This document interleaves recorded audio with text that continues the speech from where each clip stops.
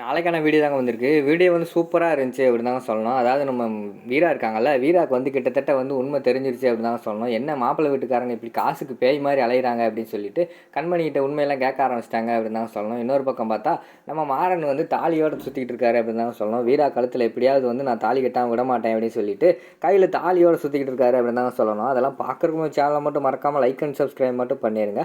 First எடுத்தோடனே அந்த நகை எடுத்துக்கிட்டு இருக்காங்களா, அந்த நகை கடையை தான் காட்டிக்கிட்டு இருக்காங்க. என்னம்மா 4 செயின் எடுத்தாச்சு சரியா அப்படிங்கிற மாதிரி வந்து கண்மணிகிட்ட காட்டுறாங்க. சரி மாமா எடுத்துக்கோங்க அப்படிங்கிற மாதிரி சொல்கிறாங்க. உடனே வந்து நம்ம வீரா வந்து கூப்பிட்றாங்க. கண்மணி இங்கே வான்னு கூப்பிட்றாங்க. என்னடி அப்படின்னு போய் கேட்டால், என்னடி அவங்க பாட்டில் எடுத்துக்கிட்டு இருக்காங்க, இதெல்லாம் சொல்ல மாட்டியா அப்படிங்கிற மாதிரி கேட்காங்க. இது நான் சொல்லலை, ஏதாவது மாமா வந்து இது பார்த்து உனக்காக செய்கிறது, அதெல்லாம் சரியா, அதெல்லாம் நீ தட்டி கழிக்கக்கூடாது அப்படிங்கிற மாதிரி சொல்கிறாங்க. இருந்தாலும் என்ன, அவங்க நமக்கு ஒரே ஒரு செயின் எடுத்து கொடுத்துக்கிட்டு அவங்க மட்டும் நம்மக்கிட்ட 4 செயின் எடுக்கலாமா, வரதட்சணையெல்லாம் நம்மக்கிட்ட வேண்டான்னு சொல்லிட்டு தானே அவங்க எல்லாமே ஓகே சொன்னாங்க. இப்போ பார்த்தா வரதட்சணைக்கு மேலே இங்கேயே செயின் எடுத்துக்கிட்டு இருக்காங்களே அப்படிங்கிற மாதிரி சொல்கிறாங்க. இதெல்லாம் நம்ம சொல்ல முடியாதுடி, பெரியவங்க பேசிக்கிறாங்க, நானும் உன்னை மாதிரி சும்மா கூட தான் வந்திருக்கேன் அப்படிங்கிற மாதிரி சொல்லிட்டு இருக்காங்க. இதெல்லாம் நல்லா இல்லை பார்த்துக்கோ அப்படிங்கிற மாதிரி சொல்லிட்டு இருக்க மாதிரி காட்டிக்கிட்டு இருக்காங்க. உடனே என்னம்மா வீரா உனக்கு ஓகேவா அப்படிங்கிற மாதிரி அவங்க மாமா வந்து கேட்காங்க. அவங்களால ஒன்றும் சொல்ல முடியல, வேண்டான்னு சொல்ல முடியல, வேணும்னு சொல்ல முடியல, அமைதியாகவே நின்றுட்டு இருக்காங்க. உடனே வந்து கண்மணி வந்து அவளுக்கு எப்போயோ ஓகே மாமா அப்படிங்கிற மாதிரி சொல்லிடுறாங்க. சரி, உடனே அந்த ஆனந்த் இருக்கார்ல, அவர் வந்து சரி வீரா வாங்க மத்தியானம் ஆயிடுச்சுல, அப்படியே ஒரு லஞ்ச் சாப்பிட்டு வீட்டுக்கு போவோம் அப்படின்னு சொல்கிறாங்க. இல்லை இருக்கட்டும், நான் வீட்டில் போய் சாப்பிட்டுக்கிறேன் அப்படிங்கிற வீரா சொல்கிறாங்க. சும்மா வாங்க வீரா அப்படின்னு சொல்லிட்டு அவங்க பார்த்தா வம்படியாக வந்து வீரா வந்து இழுத்துட்டு போயிடுறாங்க.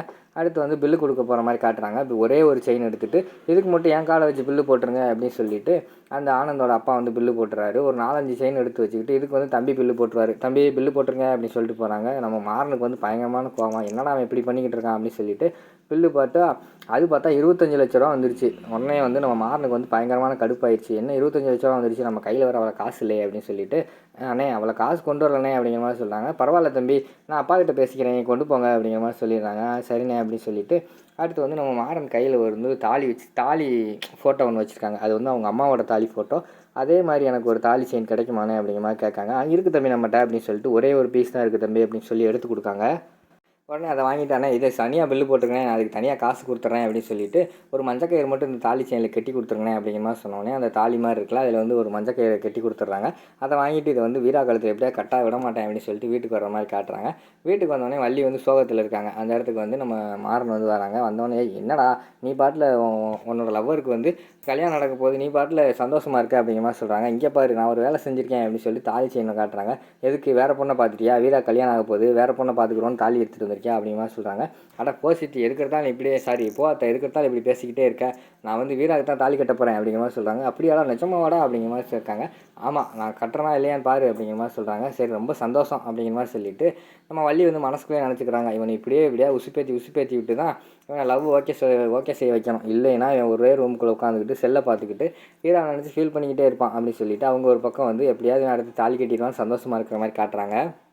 அடுத்த சீனில் நம்ம வீரா வந்து கண்மணி இப்படி திட்டிக்கிட்டு இருக்காங்க. என்னடி நீயும் பார்த்துக்கிட்டு இருக்க, அவரும் பார்த்துக்கிட்டு அவ்வளோ செயின் எடுத்துக்கிட்டு இருக்காரு. கிட்டத்தட்ட 25 லட்சம் அவரால் செலவு, கல்யாண செலவெல்லாம் என்ன ஆகிக்கிட்டு இருக்கு அப்படிங்கிற மாதிரி கேட்காங்க. அதெல்லாம் எனக்கு எப்படி தெரியும், எல்லாமே மாமா தானே பார்த்துக்கிட்டு இருக்காரு அப்படிங்கிற மாதிரி சொல்கிறாங்க. இதெல்லாம் நல்லா இல்லை, வரதட்சணை வேண்டாம்னு சொல்லிட்டு அவங்க வரதட்சணைக்கு மேலே வந்து எல்லாமே எடுத்துக்கிட்டு இருக்காங்க. நானும் மாப்பிள்ளை வீட்டுக்காரங்களை வந்து பார்த்துக்கிட்டே தான் இருக்கேன், அவங்களோட நடவடிக்கை சரியில்லை, நீங்களும் ஒரு மாதிரி தான் இருக்கீங்க அப்படிங்கிற மாதிரி வந்து வீரா சொல்கிறாங்க. ஐயோ உண்மை தெரிஞ்சிருமா அவளுக்கு அப்படின்னு சொல்லிட்டு யோசிச்சுக்கிட்டே இருக்காங்க கண்மணி.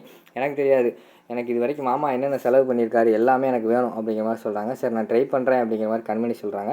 ட்ரையெல்லாம் பண்ணக்கூடாது, எனக்கு தெரியாது, எனக்கு வரவு செலவு கணக்கு எனக்கு வேணும் அப்படின்னு சொல்லிட்டு அந்த இடத்துலேருந்து வீரா வந்து போயிடுறாங்க. அடுத்த சீனில் வந்து நம்ம மாறனை வந்து ராமச்சந்திரன் கூப்பிட்டு போடா போய் இந்த காசு இருக்குல்ல, இது அட்வான்ஸை கொண்டு போய் சாப்பாடு எல்லாத்துக்கும் கொடுத்துட்டு வந்துடு, நீ மட்டும் தனியாக போகாத, காசை தொலைச்சிடுவேன், வீராவை கூப்பிட்டு போ அப்படிங்கிற மாதிரி சொல்கிறாங்க.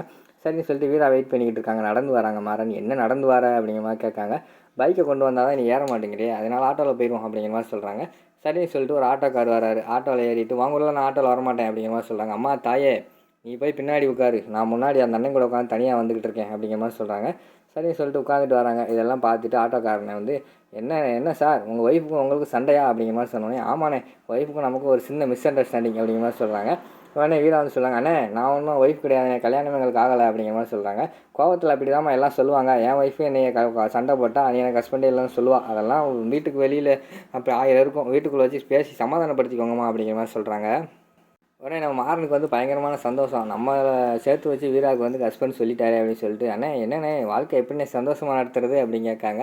அதெல்லாம் ஒன்றும் இல்லை தம்பி, நம்ம எதுவும் விட்டு கொடுத்து போகிறதான் தம்பி வாழ்க்கை, வீட்டுக்கு வெளியில் 1000 பிரச்சனை இருந்தாலும் அந்த கோவத்தை வந்து வீட்டுக்குள்ளே வந்து கொண்டு போகக்கூடாது, வீட்டுக்குள்ளே வந்து சந்தோஷமாக இருக்கணும் தம்பி அப்படி இப்படின்னு சொல்லிட்டு இருக்கிற மாதிரி காட்டுறாங்க.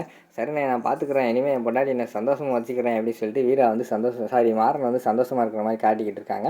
அவங்க ஒரு இடத்துல இறங்கிடுறாங்க. இறங்கிட்டு அண்ணே என் ஒய்ஃப் என் கூட சண்டை போட்டுக்கிட்டே இருக்கா, என்னை விட்டுட்டு போயிடுவாளா அப்படின்னு வந்து மாறன் கேட்குறாங்க. தம்பி அது பார்த்தாலே தெரியுது அந்த பொண்ணுக்கு உன் மேலே ஆசை இருக்குது, கண்டிப்பாக உன்னை விட்டுட்டு போகவே போகாது அப்படிங்கிற மாதிரி வந்து அந்த ஆட்டோக்காரனை சொல்கிறாங்க. ரொம்ப தேங்க்ஸ்ண்ணே அப்படின்னு சொல்லிட்டு மாறனுக்கு வந்து பயங்கரமான சந்தோஷம். அடுத்த சீனில் பார்த்தா கண்மணியும் அவங்க அத்தையும் பேசிக்கிட்டு இருக்கிற மாதிரி காட்டிக்கிட்டு இருக்காங்க. அவங்களுக்கு பயங்கரமான கோவத்தில் ஏதோ பேசிக்கிட்டு இருக்காங்க, பிளான் போட்டுக்கிட்டு இருக்காங்க. அந்த இடத்துல வள்ளி வந்துடுறாங்க. வள்ளி வந்தோடனே என்ன கூடி கூடி பேசிக்கிட்டு இருக்காங்க, இது சரியில்லையே அப்படின்னு சொல்லிட்டு, என்னங்க நீங்கள் வீட்டுக்கு வந்தோடனே நான் வேலைக்காரியாக இருந்துக்கிறேன் அது இருந்துக்கிறேன்னு சொல்லிட்டு ஒரு வேலையும் பார்க்க மாட்டேங்கிங்க, எப்போ பார்த்தாலும் நீங்கள் கூடயே சேர்ந்துக்கிட்டு கூடி கூடி பேசிக்கிட்டு இருக்கீங்க, போய் வேலையை பாருங்கள் அப்படிங்கிற மாதிரி சொல்கிறாங்க. இங்கே பாருங்கள் நீங்கள் எங்களுக்கு வந்து ரொம்ப கடமைப்பட்டுருக்கீங்க, அதை மறந்துடாதீங்க அப்படிங்கிற மாதிரி சொல்கிறாங்க. ஆமாம் எதுக்கெடுத்தாலும் இதையே சொல்லிக்கிட்டு இருங்க அப்படின்னு சொல்லிட்டு நம்ம வள்ளி வந்து திட்டி அனுப்பி விட்டுறாங்க. அதுக்கடுத்து வள்ளி வந்து யோசிச்சுக்கிட்டு இருக்காங்க, இந்த 2 பேர் சேர்ந்து ஏதோ நம்ம குடும்பத்துக்கு எதிராக திட்டம் போடுற மாதிரி தெரியுது, என்ன திட்டம் மட்டும் தெரியட்டும், காலை கையை முடிச்சு விட்ருவோம் அப்படின்னு சொல்லிட்டு அவங்க கோவத்தில் இருக்கிற மாதிரி காட்டிக்கிட்டு இருக்காங்க. அதோட பார்த்தீங்கன்னா இந்த எபிசோட் வந்து முடிச்சிடுறாங்க.